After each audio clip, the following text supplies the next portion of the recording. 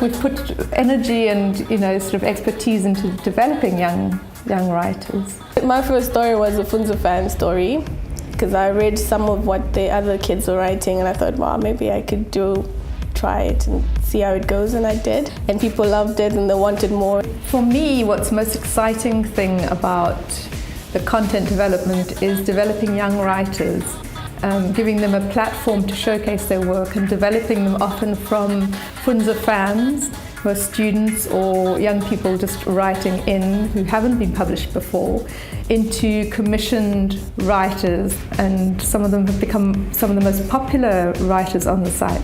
I would read these stories and I noticed that most of them were basic English and they were written by normal people. So I decided to write one and send it through, and that's basically how I started writing. The cell phone medium has created an equality between reader and writer. Learners are intimidated by books. They think books are the experts. They haven't got the right to challenge them. But on cell phones, they generate text themselves. And Kita, who wrote a story under the Fundza fan section, and now she's one of our most popular writers. She's working here at Fundza now with us.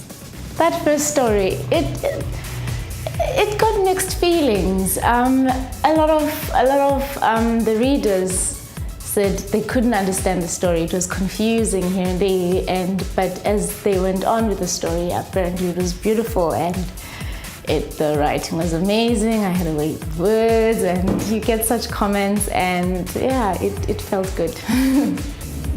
I've actually found some Fundza fans who had so much talent in their writing and a unique voice. I've never written before, so I absolutely enjoyed it.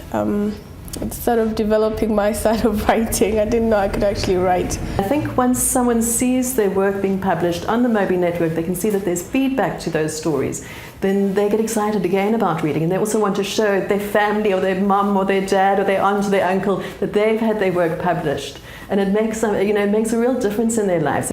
Our commissioned writers are paid, and I think it makes a big difference to the quality of stories.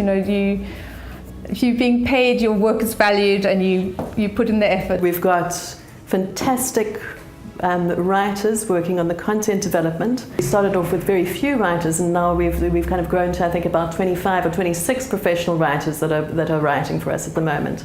And that really makes a difference, being able to have lots of different voices and different types of stories. One of them is Sonwabiso Ngowa, who's from Masiphumelele, and he has an amazing ability to write from a whole range of situations. We've had a story by him about a lesbian love story, and we've had amazing responses to that too, in terms of shifting attitudes. We had one reader saying, I don't think being a lesbian is right, but I can empathize, I can feel for Nana, the main character in the story, and that was quite exciting for me. We also have something that we call Tips for Writers, where we have all sorts of editing tips as well as creative writing tips. So our site is something that's freely available, and we'd love to get feedback from people who use it, because we are very receptive to requests or ideas or help that they might need.